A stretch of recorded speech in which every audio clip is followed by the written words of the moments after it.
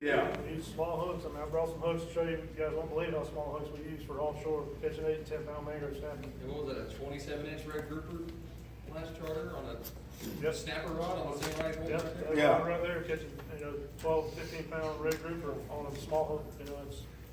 Those small hooks are strong. You get those big heavy wire hooks. I mean, you can grab one and try to bend it. They're strong. J or circles? I use the circle. I don't know what Mike's using. I use circles.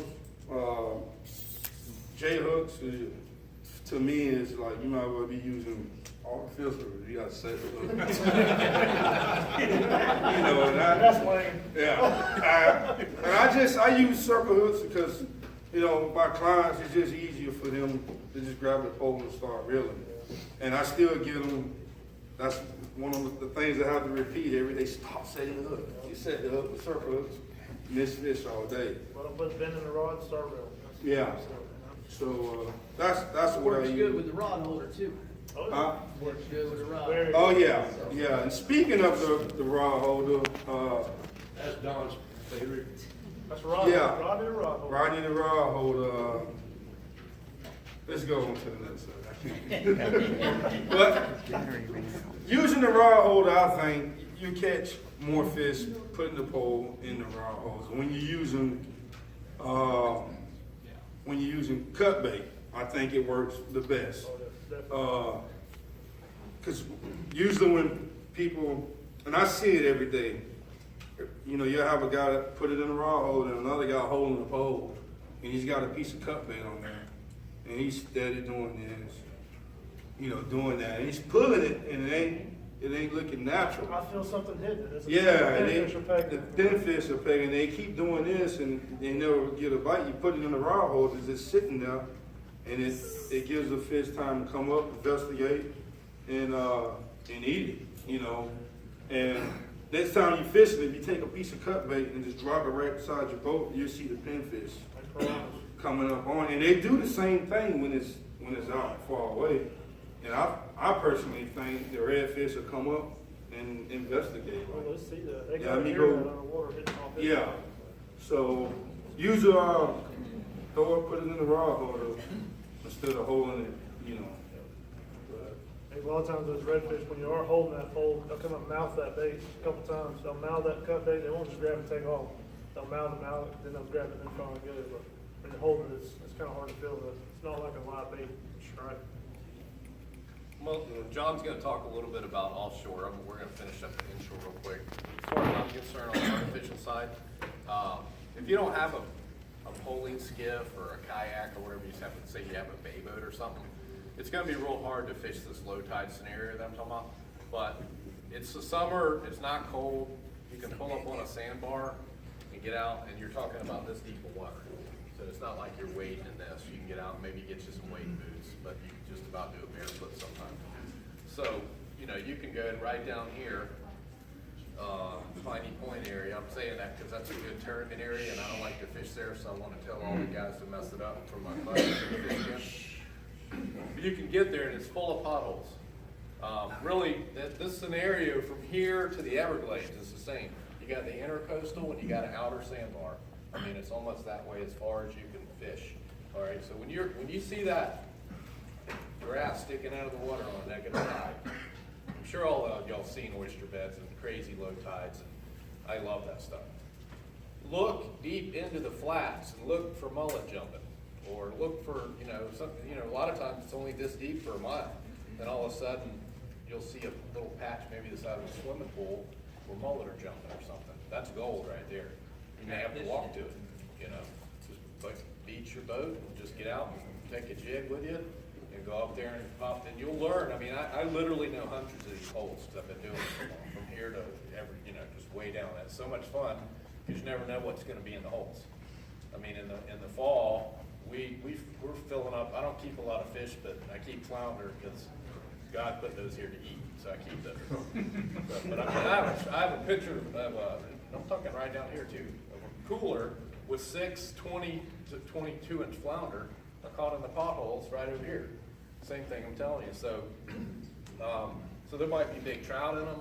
Before it gets too cold, there'll be snook in them. There's a lot of times there's redfish in them. And you don't have to have a poling skiff, just find something, be looking deep in the flat, it's not too far of a walk, just get out and walk it, you'll learn where these little potholes are, make a couple casts in it, and move on. You don't need to sit there and fish a hole forever. Make, if it's as big as this room, make 10 or 15 casts and move to the next one. And you'll start to put together a pattern, you'll find which holes are better and what they look like, and it's a lot of fun. And if you do have a boat that you can get in there with, you know, kind of get in there quietly with your trolling motor and just, you know, move along and fish it that way. And it's really, really fun fishing.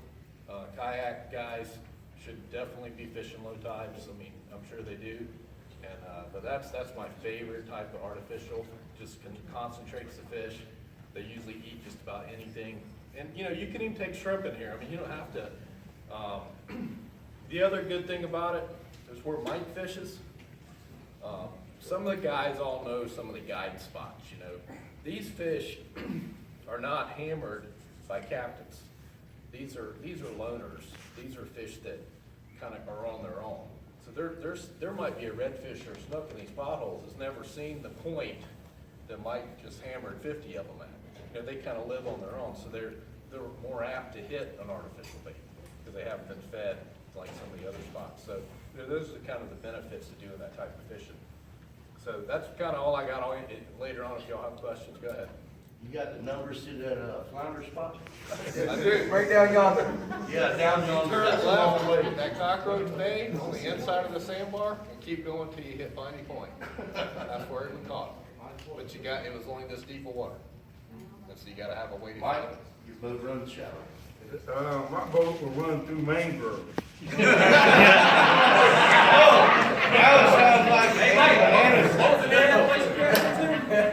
What was the name of that? Oh, yeah. What was the name of that mangrove island? And this, it ain't no joke. This is seriously, everybody know, it'll be 20 years from now, people will be still talking about this. I crashed my boat in the mangroves doing one of his tournaments. And so I get to work, I'm telling all my co-workers that I crashed my boat. And one of the guys who live in that area, he's like, why didn't you come call me out? It came around here. So I was trying to explain to him where I crashed my boat. So I pulled up Google Maps and was looking at Google Maps, and I'm like, reading the name of the islands that I was right by, I'm like, jeez, you gotta be kidding me. I know this ain't happened, you know. So they was like, what? I said, there was 2 islands in between where I crashed at. And this, y'all could Google it. Get on Google Maps and go to the Little Manatee River at the beginning. And you will see it's an island called Negro Island. This is no joke. Called Negro Island. And then the other island right beside it is Chicken Island. I swear to God. He's not lying.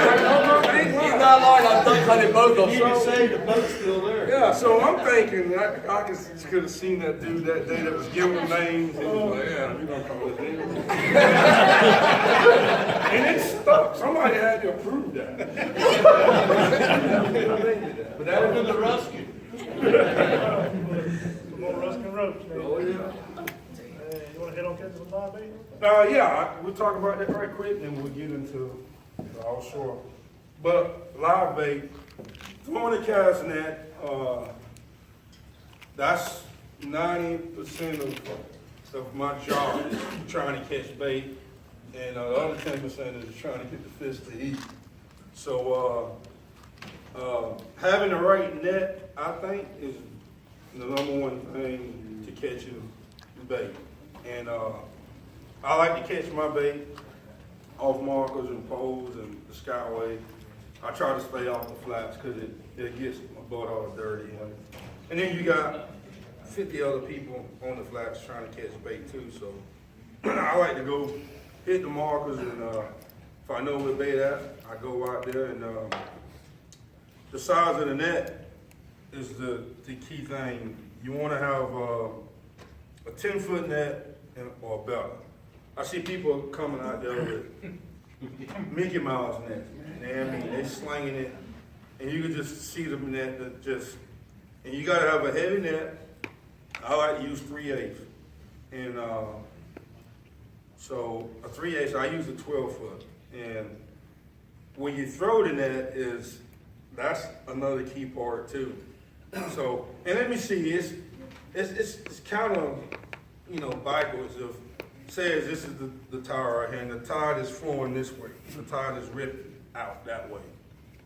A lot of people see go out there that don't catch bait, they see the tire flowing this way, so they think the bait gonna be on the other side, kind of in that wash area.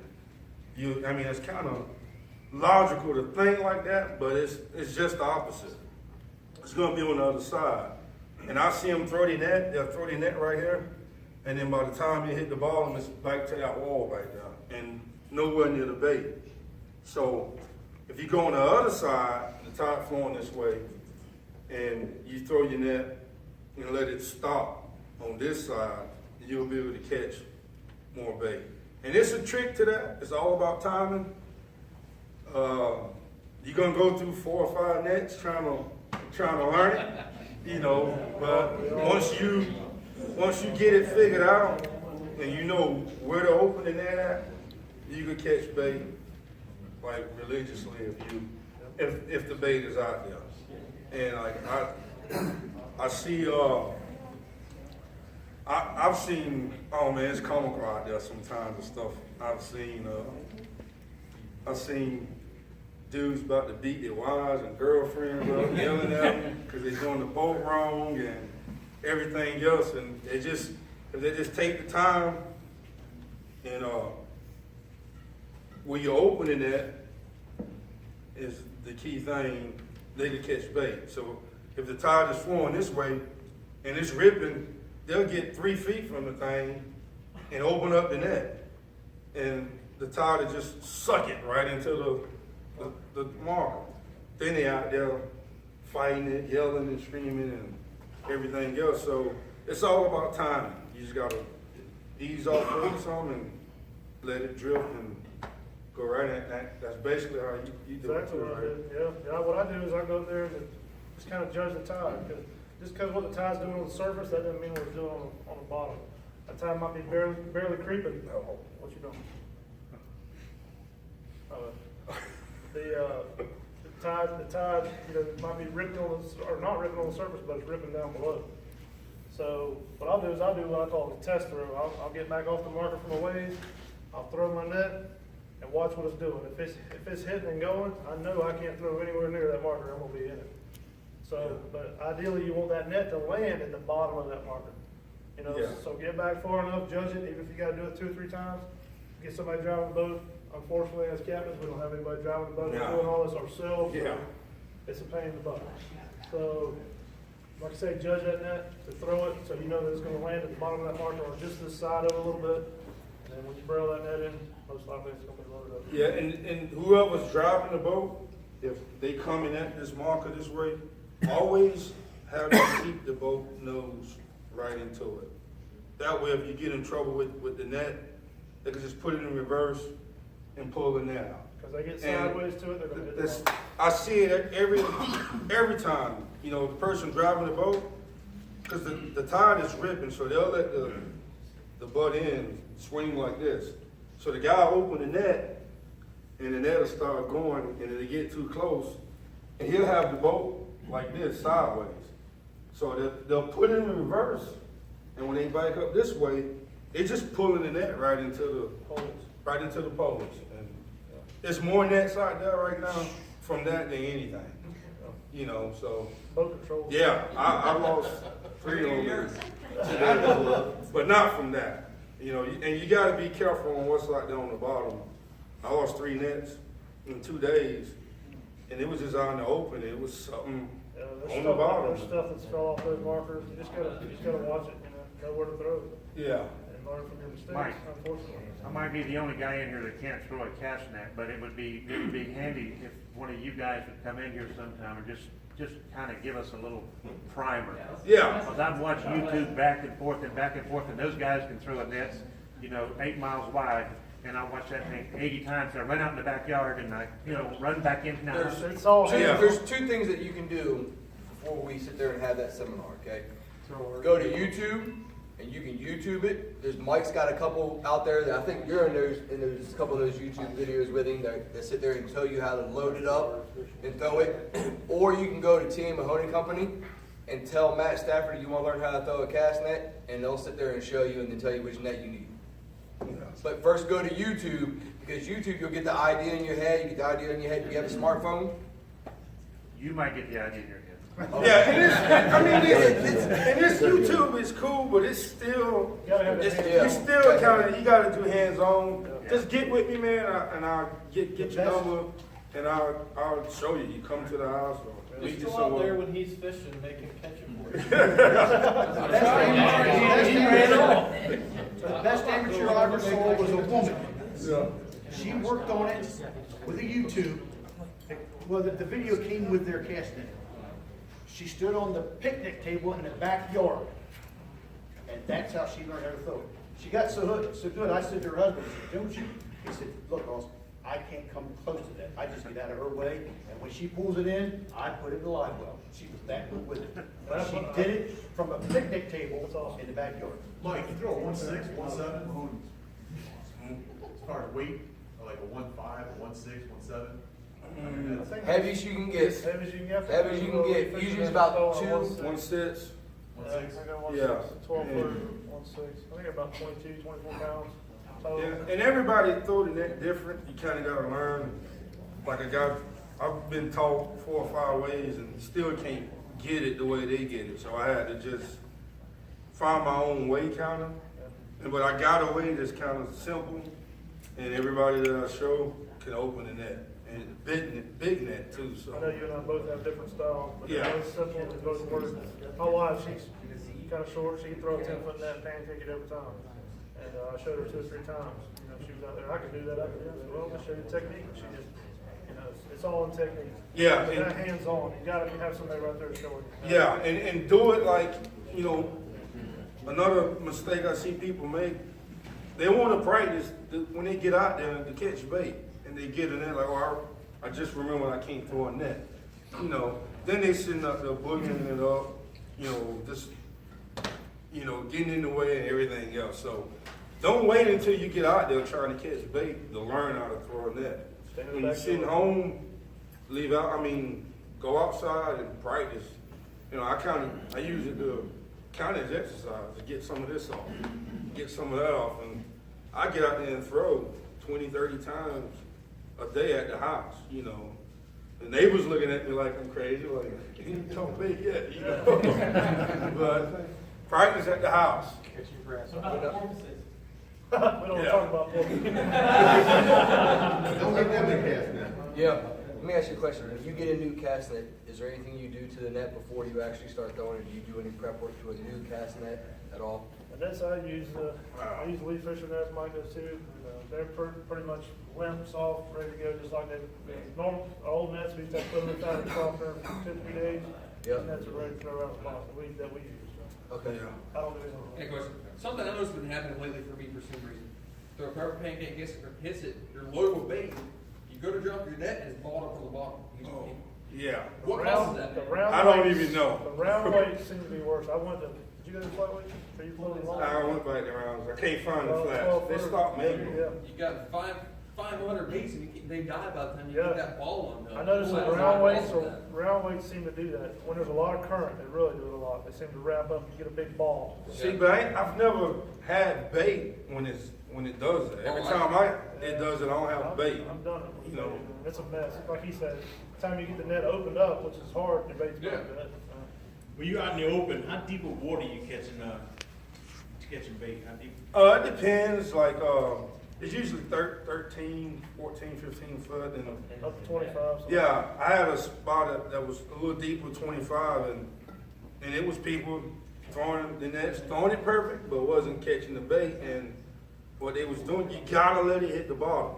So if you're in deeper water, sometimes I get on my knees and stick my hand in the water, and I have the person in the boat keeping me right over the net until I feel it hit the bottom, and then once it hit the bottom, you could feel the bait and they'll feel the bottom. I see that a So lot. most people they'll throw and then they think the net will get all the way extended, and then they'll pull, And that net still hasn't hit the bottom yet. So you close it up, you ain't gonna catch no bait, so. I notice a lot of guys out on the tower, they'll throw them, if their buddies are pulling them in, they'll throw them and they back them out. Yeah, Well, that net, you throw a 10-foot net, time it gets to the bottom, even in normal conditions, it's about 2/3 of what you threw on the surface. So when you're backing out of that net's just close. closing up before it gets to the bottom. Well, it's actually, he did some for me, and it makes sense, when I said about the ball situations on slant tide, is when the net's right under you, you're pulling straight up and it balls. He said, back it out, and you're at an angle, and that prevents that ball. So that actually makes a whole lot of different sense, because it only happens on slant tide. Once it hits bottom first. Yeah, it's the bottom. Yeah, Get you away. gotta hit bottom You don't first. wanna pull the net straight up. You know, pull the net straight up on the mesh around it, and it tangles up, yeah. Yeah. Well, but you gotta hit the bottom, not white bait in deep water, it's on the bottom. yeah, that's it. So, Anybody else have any questions on bait?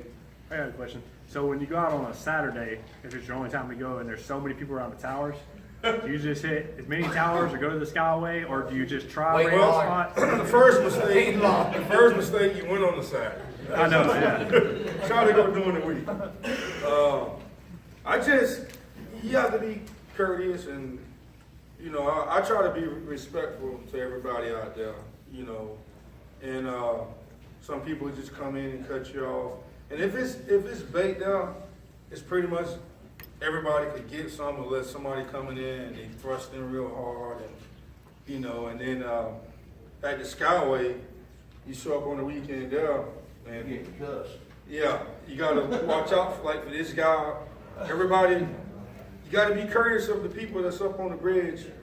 They pay their money to fish up there. And I know we trying to catch bait to make a living, and I try to be courteous and always, you know, look up and ask them, can I go on them or whatever. And sometimes we make mistakes and we come from up under the bridge and it's a guy that fishing. it's hard to see the line. You know, and I just thought of apologizing, and usually that works. You know, I heard some guys up there throw water on you, all kind of stuff, but I had a guy throwing Coke in my boat one time, a whole Yeah. Coke can. yeah, I've got a boat next time to a fishing pool there. yeah. I have the flare gun and the 45. But you just gotta be courteous, man, and, you know, when you're trying to catch bait, be safe and courteous, and, everybody when they're out there, they tend to think that the water belongs to them, and it don't. Everybody out there trying to do the same thing, and I'm a captain, and just today, I've turned 2 or 3, I was catching fish and had people come right up to me or near me, and instead of me getting mad, yelling, I mean, it bothers me, I ain't gonna lie, it bothers me, but I think they trying to do the same thing I'm doing. They enjoying fishing, and you just gotta be courteous and live and let fish. Everybody do their thing. Does the top water plug work good even when the water is this warm? Yeah. Yeah? Early morning. Actually, when it's real cold, I typically don't do as well with the top of the plug. I like to throw, like, if I'm gonna go fishing on any tide right now, I'm gonna go where you can barely see in the morning. I mean, sunrise is 30 minutes before sunrise, you usually can see, so I'm gonna be out there almost in the dark, getting where I'm going. And that's gonna be your first hour is gonna be your best chance for sure. It doesn't matter what time of year it is. I don't use one when it's been 40 or 30 degrees for a few days when it's real, that's when the fishing really slows down, but the summertime's great for plugs, great for plugs. On catching bait, when you find that the later, closer to the afternoon it gets, the less chances you are of catching bait? Early in the morning, I mean, that's, before the sun? it depends on what, that's hit and miss. Yes. I've caught it, like, I went like 2 or 3 times in the middle of the day and blacked out my live well. And then like, let's just take for instance this morning, I got there as soon as the sun came up. I think 3 times and blacked out. And Was that in shower water or deep water? no, it was like 14 foot of water, and then this guy came up, I told him that the bait was there, and while I was on Facebook messing around, they was over there trying to catch bait, and I told them if they didn't get it, I'll help them catch bait. So about an hour passed, man, and I eased over there to see if they had got bait. They was throwing in the same spot that I was throwing, and they was like, no. So I was like, all right, I'm gonna catch you something, man. There's all kind of bait around here. I threw like 20 times and never got another piece of bait. It was there an hour early and then gone. I mean, that bait could be tricky, man. A lot of times too, in the mornings when people pull up on those towers, that bait will get scarce, it'll move off that tower. You got Yeah. 10 boats pounding that boom, boom, taking turns coming over, it'll move off those towers and go lay out on the sand out there. Yeah. And a lot of times in the afternoon, once it's calmed down and nobody's hitting it, it'll come back. I've been Yeah. over before and it'd be just as stable as in the morning. So. That's what I was kind of asking. So if there's a bunch of people, is it a waste of time to go out a little further? And do you always chum or try to get them coming if you don't see them, or you don't see a bunch of people catching them? Is it cool to experiment around there a little bit, or just wait in line? Yeah, I mean, I rodeo line. Sometimes you have to chum to try to get them to you, but usually they'll find them and just, try to see if you can mark anything. But usually if it's a lot of bait there, you can have 50 boats loaded up on it. As long as people ain't, thrusting through it, knife thrusting, and whatever, you pretty much can catch bait. Are you using your fish finder to see a ball of bait, or are you visual? Looking at It's surface? mainly visual, Okay. so I just drive up, look down, and You'll see them flashing in the water. yeah, you see them popping on top of the water. And then a lot of mistakes, a lot of people do too. They see that big wall of bait out there all on top of the water, and they get out there and chase that. Those are threatening. You wasting your time, So Those thread fins will be dead before you get done catching bait. Yeah. 9 times out of 10 dead before you get them in the daggone live well. The first part is this: if you mix thread fins and greenbacks in the same live well, the scales from the thread fins will kill the greenback. Getting Oh, the yeah. gills, getting the gills. Like Choke. that, done.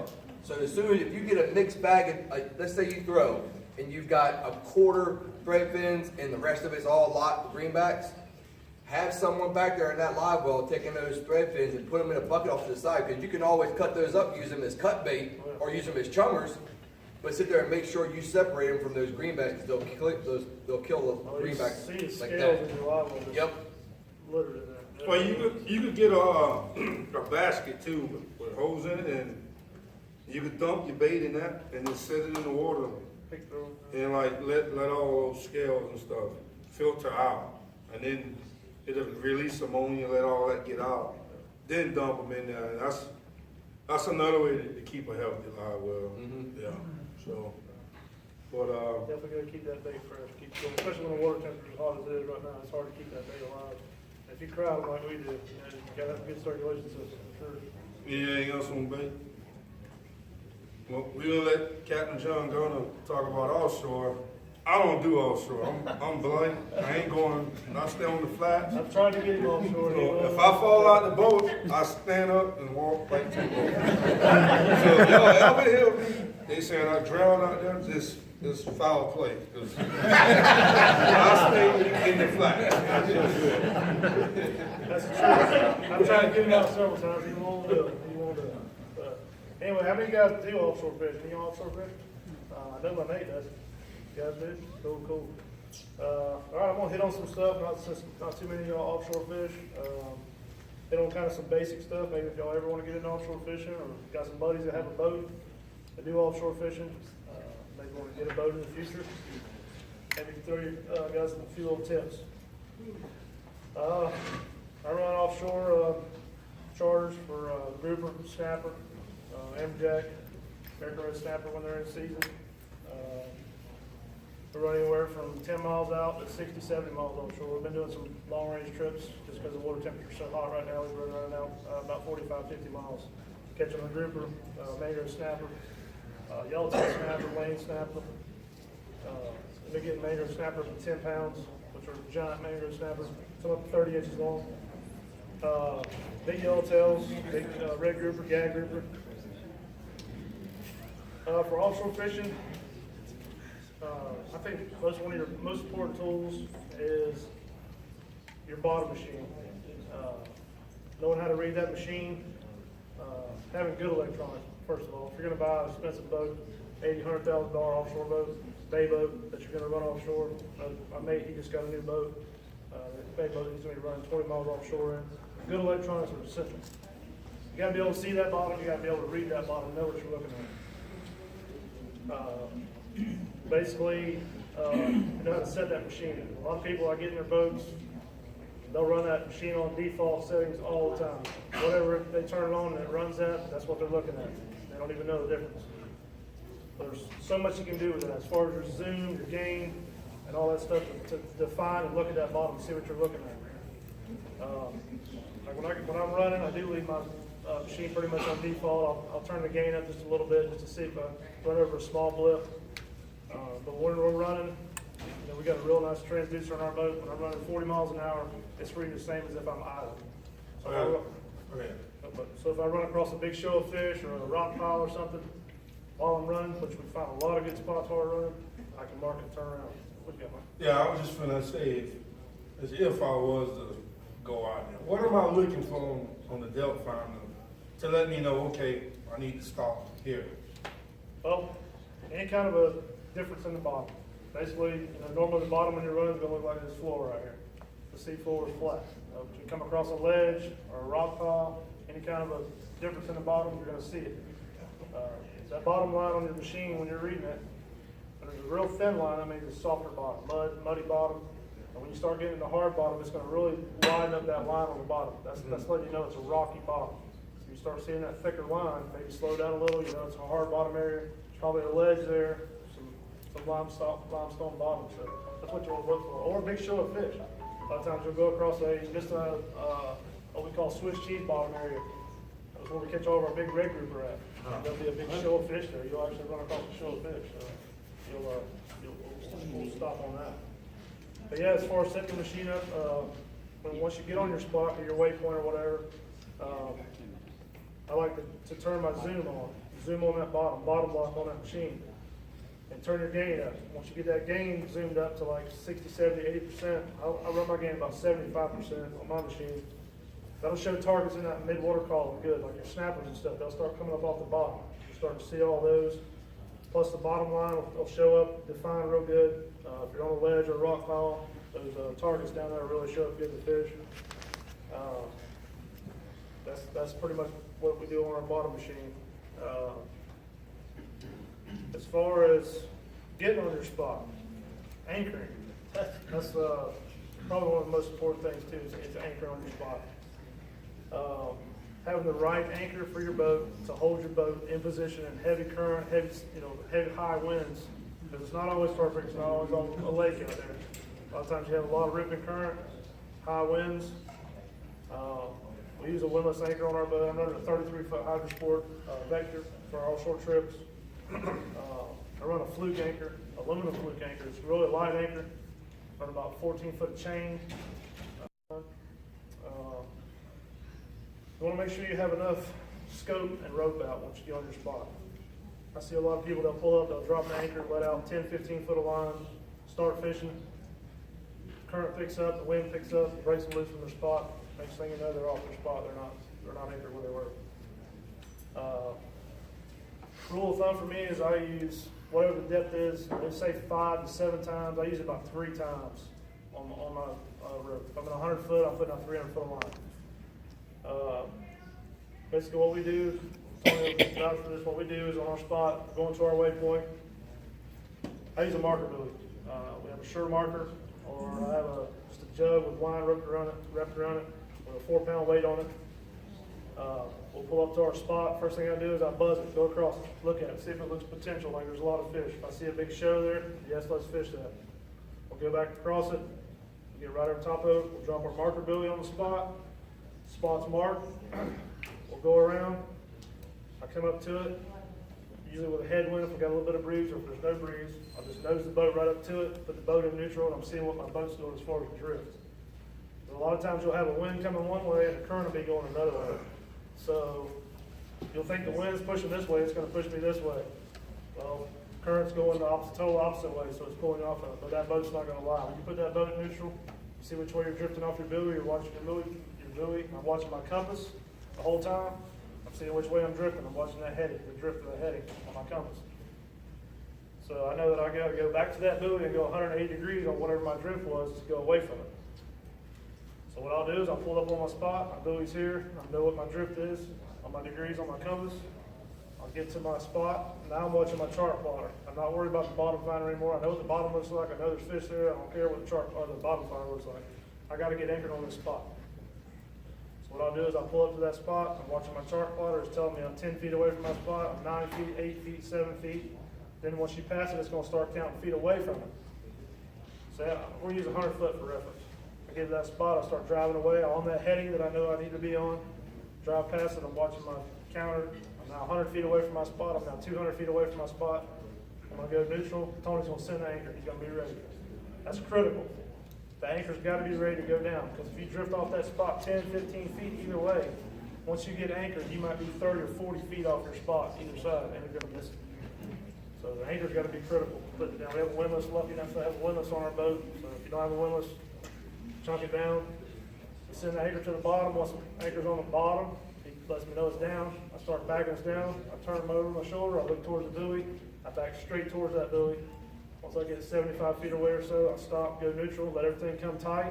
And if we need to drift back, I'll let out a little line and get us right on top of the spot. So that's what we do when we're anchored. You guys got any questions on anchoring or anything like that? Do you leave your buoy in the whole time? Leave the buoy in the whole time. Yep.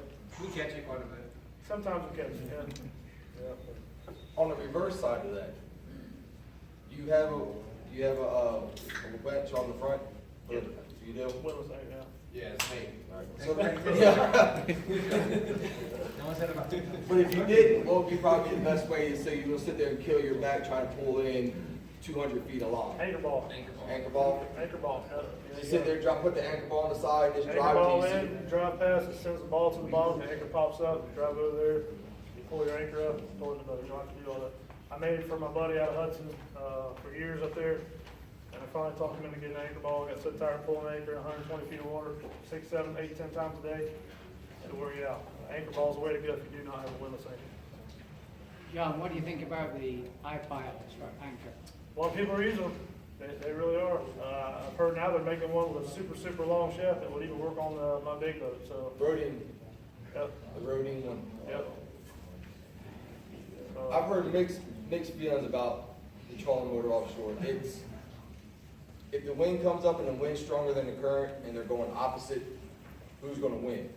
So you're gonna wear out your battery longer. Now granted, some of those, you got 4 batteries hooked to the thing, Yeah. but still it's a lot of juice to sit there and wear down. I find it more effective to use an anchor, because I've been on both boats. I find it more effective than an anchor, because the anchor, you're only gonna sit there and either go 20 feet this way, or you're gonna go 20 feet that way.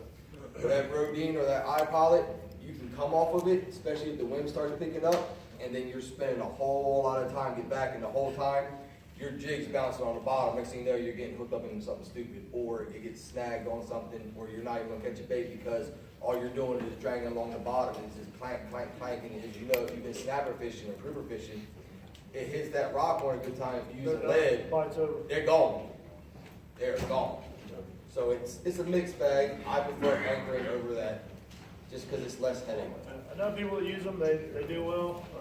You know, I like the anchor. I know I'm on the spot. I got that spark marked with the buoy. And there's a lot of times, you know, the wind will move, tide will switch us around. We'll be 50, 75 feet off of it. We got to pull up and move. The bite's not here. A lot of times, you can pull snapper off the spot, but a grouper, they're holding tight to a spot, a ledge or something. If you're not right on top of them, you're not catching them. So, How deep are you fishing right now when you go offshore? right now we're running anywhere from 100 to 145 feet. That's, Which is 40 plus miles. 40 plus miles right now. That's 58 miles, 60 miles of water right now. That seems to be, I mean, you catch fish in close right now. I mean, mangrove snapper bites, we catch them out here in 45 feet of water. Tampa Bay right here, absolutely loaded. Tony's killing them in Tampa Bay. I've been catching the mess of a big mangrove snapper in Tampa Bay. You don't have to run offshore to catch mangrove snapper right now, so if that's your thing. 80 foot, the grouper bite's good, but Yep. 9 o'clock in the morning it's done. Yeah. Yeah, it's weird. It seems like the shower of water, the bite really shuts off early. I had Donnie and them out last, Sunday? We were out Sunday. Sunday, and we got on the spot. We were 58 miles out offshore. hit one spot, did so-so, moved, bite turned on. I mean, it was every bait that hit the water.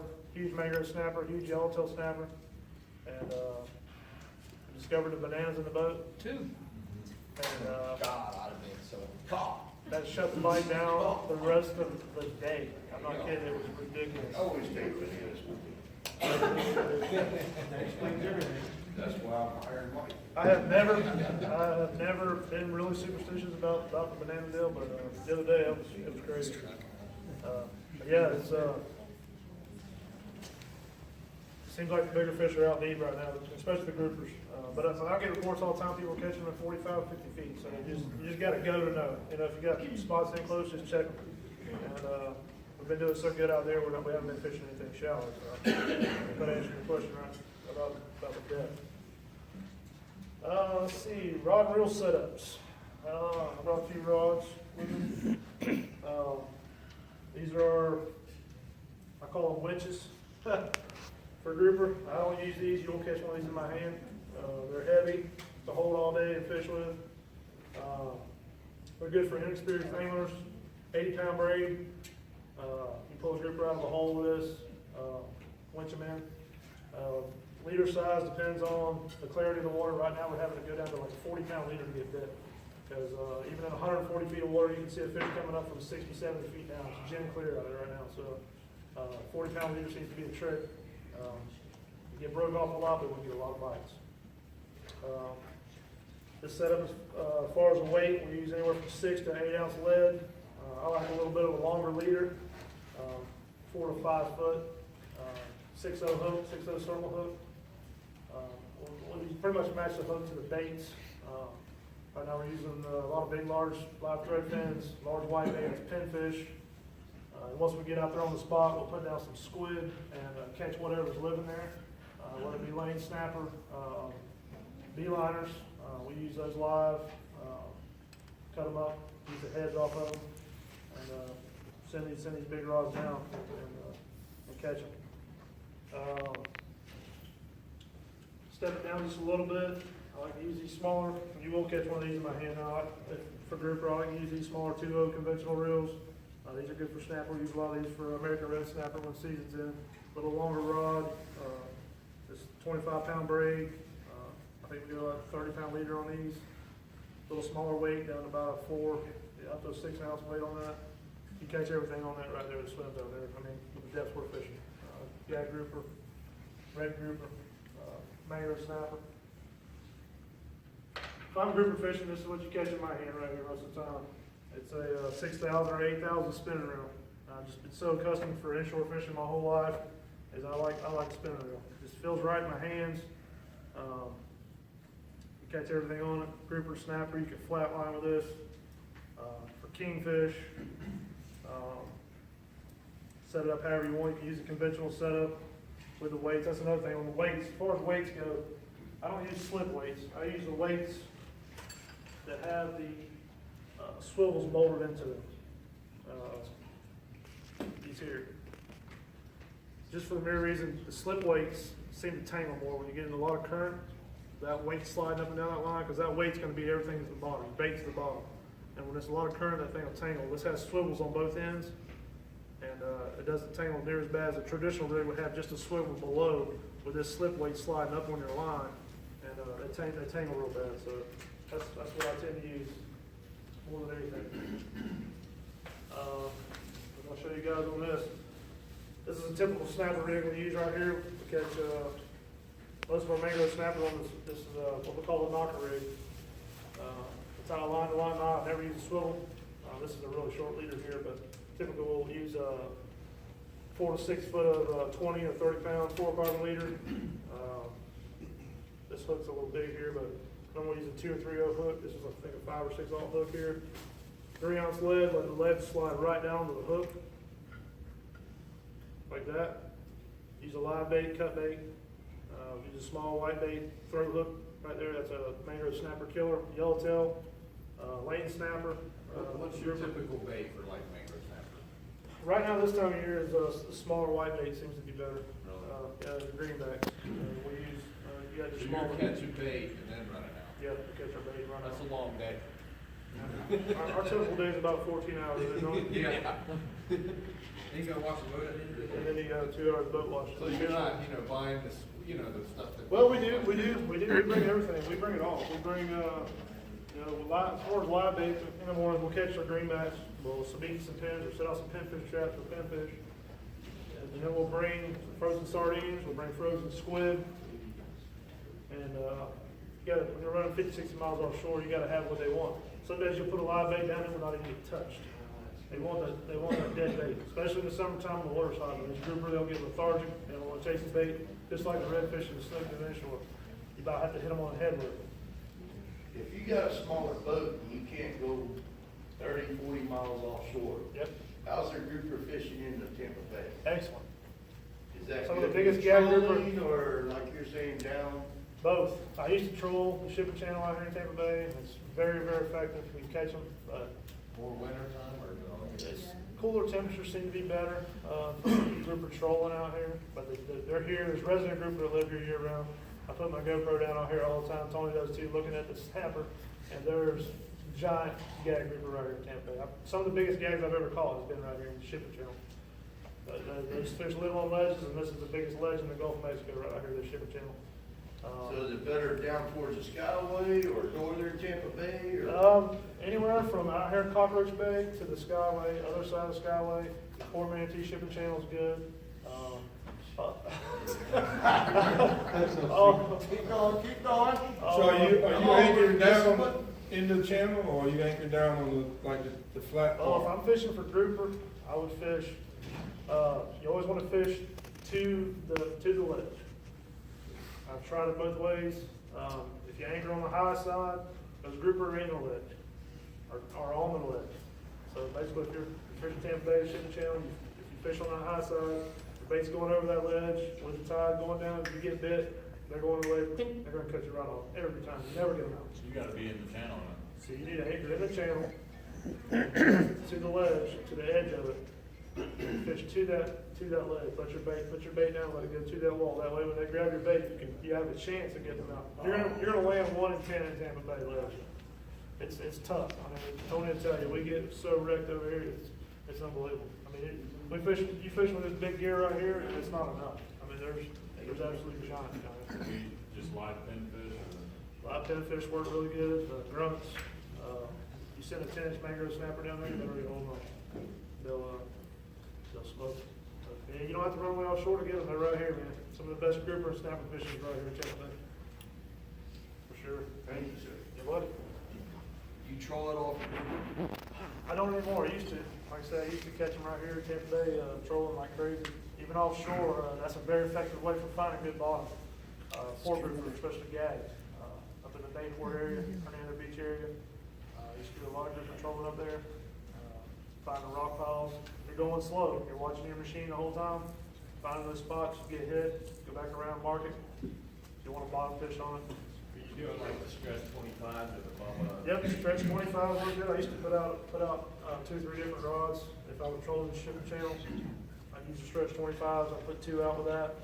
And I'd used to use a planer with a jig, bucktail jig with a big curly tail jig on it. Those are very effective too. You troll the middle of the channel or the ledge? The edges. Right on the worst Right on the slants. edges. Yep, I'll troll the bottom where it drops from 25. Most of the average channel, the high side is 25, drops down to 45 or 50. Those grouper, when I put my GoPro down and watch them, they're all on that ledge most of the time. Very rarely you see them on that top side on the 25-foot side. They're either midway or at the bottom of that ledge. So, When you're fishing the channel, say the tide's moving across the channel, which way would you set your boat up to fish at if the bottom fish? well, those fish, they feed just like snook. They're feeding into the current. So anytime you can present those plugs to those fish face first, you're gonna get. And this is the problem if you're going to anchor and fish the bay, is that 9 times out of 10, you got the wind going one way and the tide going the other way. And so when you go to put that anchor out, it's not going to end up being, it's not going to stretch out at all. You're going to end up stopping dead middle right there. So anchoring this time of year, from beginning of July until probably about halfway through September, it's going to be horrible. Unless you have a GPS troll. What's that? Unless you have a GPS trolling motor. Unless you have one, but then again, it all depends on if the tide's sitting there, it depends on if the wind's blowing hard or not, because if the wind's blowing like crazy, then that trolling motor ain't gonna do you any good. You ever get a good drift, were you able to rip the channel? Never drift fish the channel, I heard Shiver Channel. Now, we drift offshore a lot. That's how we get most of our regular trips. We drift out there on that, what we call Swiss cheese bottom. Basically, it's limestone with holes in it. Just imagine moon craters is what it is. And those fish sit right down in that limestone, those red grouper. And unlike the snapper, which are scared of weights clacking on the bottom, those fish actually hear that coming, I believe. My theory, they hear that weight clacking, they come out, look and see what it is, baits in the face, they eat it. But drifting is very effective offshore for group. When y'all was trying to catch the hogfish with the shrimp, what size weight, or what size poles you use? The target. Just like we use for inshore, inshore rig, 10 pound braid, 20 pound leader, sometimes I go down to even 15 pound leader. That right This is there, the new that's the latest hog. variant. These, What size weight? I use, You use that weight with a little tiny shrimp? that or a smaller one. that or smaller, that's a 2 ounce or a 3 ounce. If you want to try hog fishing, you get these naked ball jigs. They have 2 hooks on them. It's a 1/0 or a 1 ounce weight on there. They have 2 hooks on them. You hook the bottom hook with your shrimp, and then you set it down. Now, it takes a while for it to get down, but by this time, you sit there chum.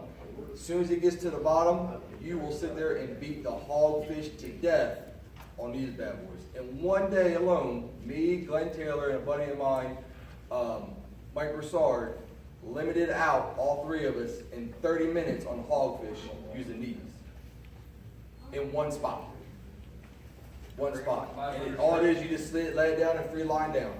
And then once it gets down there, tighten it up, put your finger on it, and then wham. If it's down there for 5 minutes, you've already lost your bait. Pull it up. I'm definitely gonna be trying this, that's for sure. Is that part of the raffle right there? Huh? These are part of John and I's deal. That's going in my boat. This is going to the Keys. Before I found out those today, I'll tell you guys how to traditionally catch them, what we've been doing. We just learned this hogfish thing, I know I did 2 years ago, I don't know how long you've been catching them, Tiger, but it's new craze, everybody's catching them now, they've got it figured out. In the past, we catch 1, 2 a year. Somebody'd be grunt fishing with a whole shrimp and luck up to catch a big male hog or something like that, but, the secret's out of the bag now. What's the secret? Shrimp. Yeah. It's a secret, but you don't want to use a whole shrimp. You don't want to use a half a shrimp. You want to use the smallest piece of shrimp that you can get on a hook. Literally the size of your pinky nail is what we're using to catch these hogfish with. This is a big hook right here. I go down to a 1/0 hook like Mike uses for inshore. This is a bigger weight right here. If you're fishing 60, 70, 80 feet of water, I'll go up to a 3 ounce. But typically our hogfish fishing we do is in the fall. When the water starts cooling down in the winter, we'll catch them in 35, 40 feet of water. Hard bottom areas, and we'll go down to a 1/2 ounce lead or a 1 ounce lead. Like I said, I'll go down to even 15 pound leader. This is 20. You got to pick through it. I mean, you'll catch a lot of porgies. Good thing about the winter months, you don't catch a lot of grunts. I've heard mixed things about the grunts, what they do in the winter time. I've heard they go further offshore, so you don't catch as many. Like you go out here right now and drop a piece of shrimp down, every time it hits the bottom, you're gonna have a QS grunt, most likely, or a porgy. It's hard to get past the reef fish to catch a hogfish for some time. So, that's the hogfish deal. I guess I can hit on a little more how to catch them. What we do is, like I say, use a little small piece of shrimp, put it on that hook, drop it down to the bottom. You want that weight to sit on the bottom. A lot of people, when they bottom fish, they think they gotta drop it to the bottom and reel it up 4 cranks off the bottom. If that weight's not sitting on the bottom, you're not gonna catch them. Those hogfish, they're reef fish, they're feeding off that reef, they're rooting around, they dive, or we're seeing what hogfish do. They're feeding off that reef, so that weight's gotta be on the bottom, with that bait on the bottom. You gotta be in contact with it at all times. It's a very, very finicky bite when a hogfish bites, very finicky bite. More so than a mangrove snap or anything else. You basically throw a little tickle on the end of your line, it'll get heavy, you pick up, start reeling, and they're on. And it's a great fight. Hogfish, a big male hogfish, fights as hard as a gagger, and they pull super hard. That's how we catch a hog, Jeff. Let's see, as far as baits offshore, what we use. I think we hit on that a little bit, but I'll tell one more. Typical baits are white baits, pinfish, thread fins, cigar minnows. We like to catch cigar minnows, sabiki them up on the markers. Blue runners. Once we get offshore, like I talked about, we fish on the bottom, let's put somebody down with some squid, catch whatever's living on that reef, whether it be squirrelfish, grunts, pigfish, snappers. Fish with snapper as long as they're legal size. Send those mangrove snapper, yellowtail back down. It's hard to send a legal size yellowtail down for bait, but we catch some giant group on those. Hey, John. Yeah. I went out with John last winter, Uh-huh. and I fished a 2-to-1 on crop miniature marshmallow. Real. Grouper. Is that right? Yeah. Wow.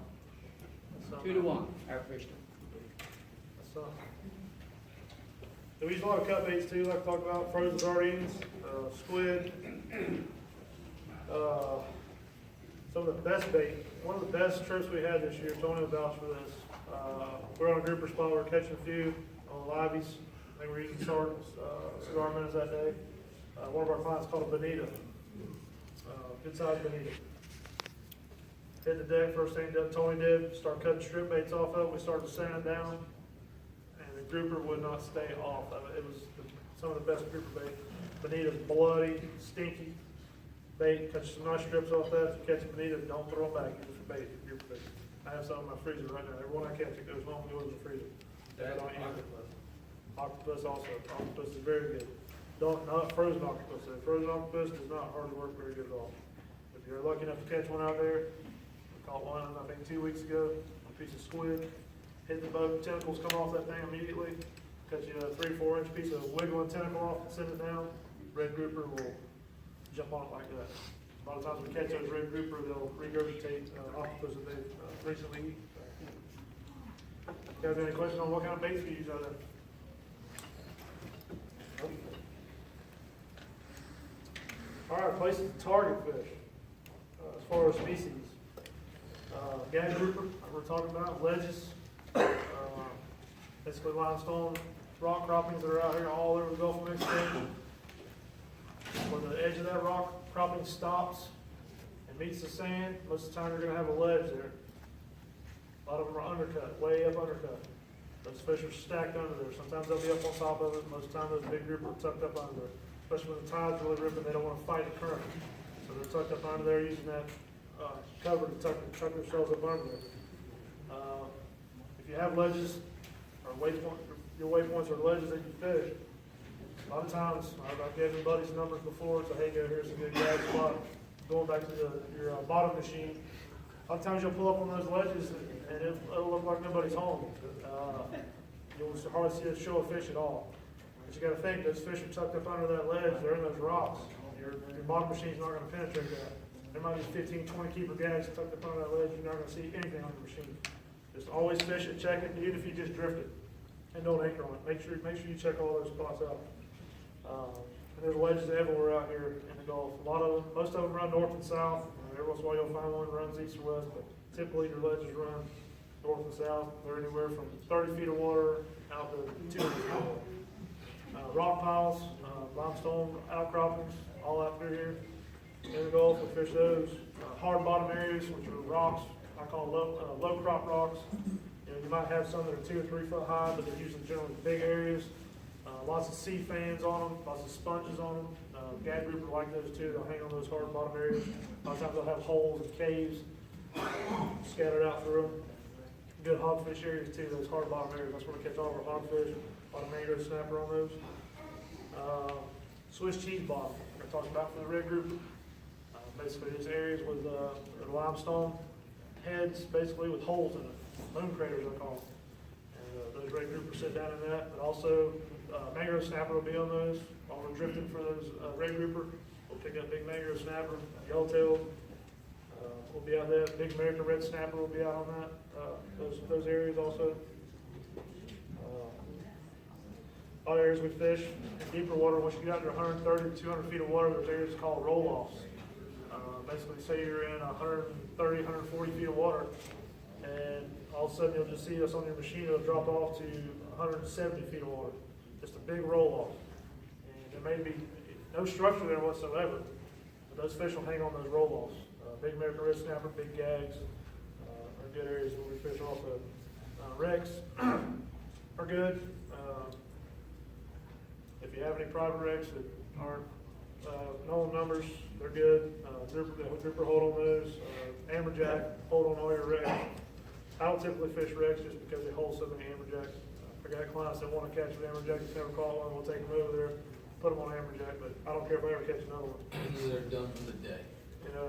As soon as that client catches that one amberjack, they're done for the day. They're out of season too, for the year. Yeah, the whole year. Catch and release, but it's a good way to wear out someone's back. Yeah. Someone that's in there crying about this is too easy. Yeah. Take them out there and let them fight an amberjack. I got a buddy like that up north, and, can't wait to get him on one. Yep. And they're good fighting fish, if you want to catch one. I remember my first, quick little story about an amberjack. First one I ever caught, it's been 25 years ago, was up in St. George Island. My cousin took us out red snapper fishing. And he said, let's go over here to this Air Force towers up there. These things are aggravating, they beep real loud, annoying towers. So let's go see if there's some Kobe on this thing. So we pull up there, he grabs a big jig, bucktail jig out, pitches it out with a spinning rod, it's free falling, twitches it a couple times, it goes off, hands me the rod, this thing's just pulling drag. I fought, I'm sweating, it's middle of summer. Finally get it up, this is like 60-pound AJ, this thing's just big. Big gas, and flips it in the box, he immediately flips the jig back out, hooks up again, and goes to hand me the rod. My arms are like noodles. I'm like, what do you want me to do with that? I'm like, I don't want to know. So, from then on, I didn't really care for amberjack anymore. So. But they're tough fighters, and they're relatively easy to catch. If you get on some smaller ones, those big ones are tough. A lot of times we'll get on some wrecks, even mitigation sites off the pipeline and stuff out there. We'll get on some what I call schoolie size. You'll pull up, they come right up. Get you some live baits, get them chummed up, pop it on the surface, free line. It's fun. I know Captain Billy Noble's even they catch them on fly rods all the time. So that's something you want to do. That's fun. Then one of the spots that are basically a known area is our pipeline that runs out, gas pipeline that runs from Tampa Bay all the way to Louisiana. There's if you go, I think it's 280 out of Port DeSoto. We're out there, pipeline it's on every modern chart, it's marked. Pipeline, submerged pipeline. Get out there on that thing, start zigzagging back and forth over. That's mainly where we target our American red snapper out there, American red snapper season. Get over that pipe and start zigzagging so you see a big show of fish. Most likely it's going to be American red snapper, mangrove red snapper, yellowtail snapper. Stop on it, ain't growing fish. I've never caught hogs on the pipe, but I know people dive it. Yep. I know. Hey, John, how many people can go on your boat, like when you go out? I take 6 clients at a time. 6 people? Yep. Well, what's a typical charter cost per day? Depends on the range we're doing. Like for my long range trips right now are 15. We want the good stuff. Yeah. Good stuff right now. My long range trips over 50 miles are $1,500. Nice. So, $200 or $300 a person. Yep, figure 250 a person. Yeah. About average. What do you tip, $20 to you or something? Yeah, it's $20. Tony gets the tips, right? Yeah. Yeah. Hey, if you heard John talk, something caught my eye and ears. The amount of bait and preparation. I've gone out with people that open up frozen squid and we sit there and catch crap, you know what I mean? What he was saying about what they do for all that bait, that's something to look for in your captains, I can tell you that. If my captain shows up and he's got white bait, he's already get out and he's caught him, that's a good captain that does that stuff. I mean, you're guaranteed to catch some serious fish when you come that prepared. I don't know if any of y'all have ever done a charter where they open up the frozen squid and you drop it down and that's about the extent of it. Not that you can't catch them that way occasionally. Yep, I mean, occasionally that's what they want. Sometimes that's all they want. I mean, it's crazy. You know, I've been to the middle ground before and fish. We get out there, we got a live little slat full of pinnafish, cigar minnows, and the middle ground, if you guys have ever been there, it's phenomenal fishing. And you drop down a live bait, and it's so nervous on the bottom, it's seeing all these fish and nothing's eating. You know, you drop a piece of squid down, it's every drop. You know, it's like, they came out here with all these live bait, and they want a stinking piece of squid, so. Right. You gotta have what they want, that's for sure. So. As far as the fish that we do target out there, guys, groupers, gags. Our 3 main groupers are gags, reds, scamps, is what we catch out there typically. Snappers, Mangrove snapper, that's my all-time favorite offshore fish to catch is mangrove snapper. And I try to target the bigger snapper. And we catch them here in the bay. Catch a 20-incher here in the bay, that's a big fish. We got one 2 weeks ago, it's a 22-incher. Tony's caught some real hogs here in the bay. Even a 22-incher offshore, that's a decent fish. We've been getting them upwards 30 inches, 28 to 30 inches, 10, 12 pounders. That's absolute giant. For those bigger ones, you're 120 plus. We're big getting the bigger ones at 145. We're big getting the big ones.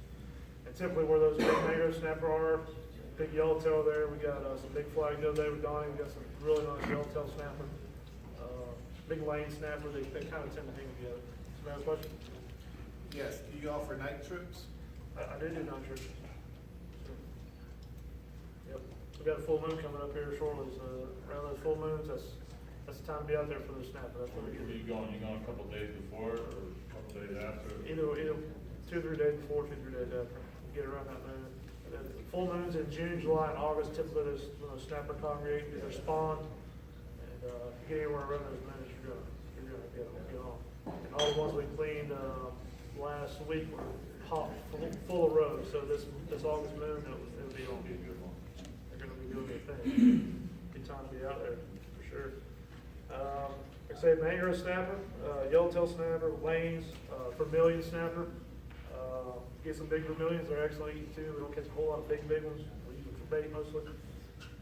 American red snapper when they're in season. Had a really good American red snapper season this year. Was kind of fishing a week or 2 before American red snapper season. And we were catching big American reds in 90 and 100 feet of water. And typically, you got to get past 100 feet to catch the big American reds.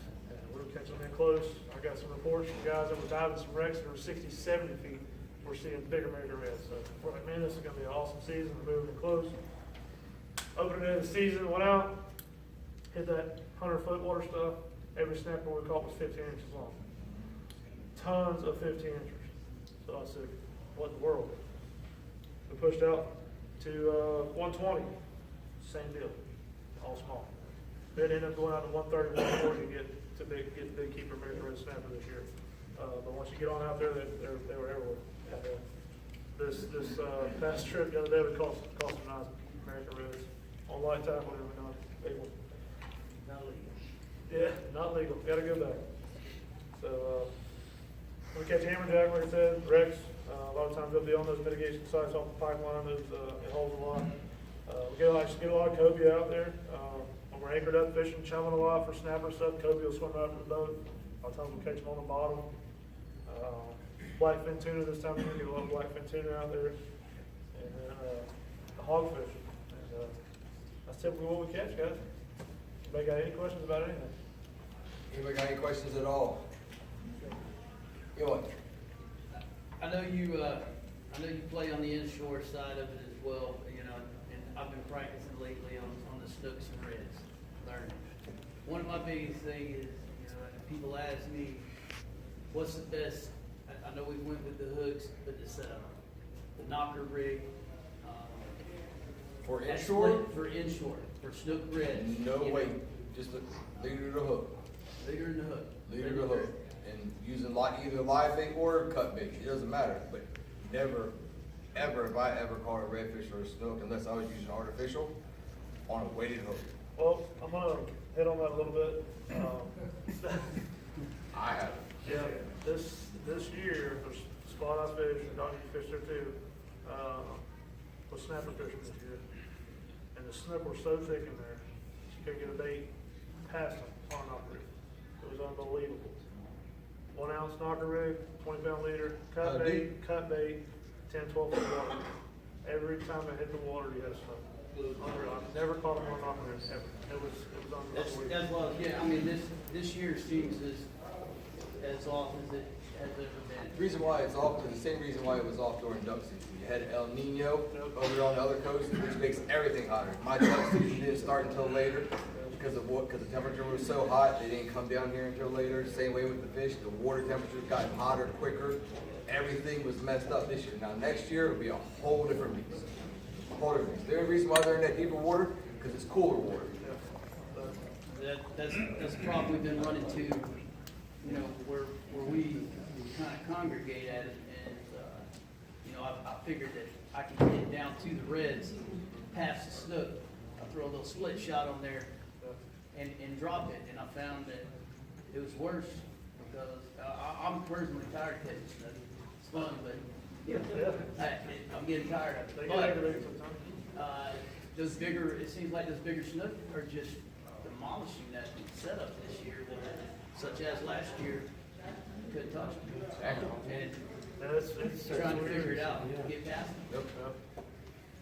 You just gotta try different stuff, you know, and see what works. Cure to it all is time on the water.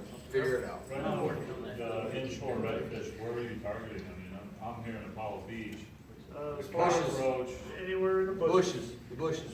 Where Anywhere from this Southshore, from Apollo Beach to, Terracea Bay, you get in on some bushes on the flood tide, you're gonna fish. Yep. And if you're lucky enough to be out on the flats during low tide, you may see a school, because those fish at these, lower tides, they will pull out on the flats, that's where they go, when they run out of water, they're gonna be on that flat somewhere. A lot of times you'll see them coming down the flat, with a big school of jacks. I know you've seen big schools of jacks coming down the flat before.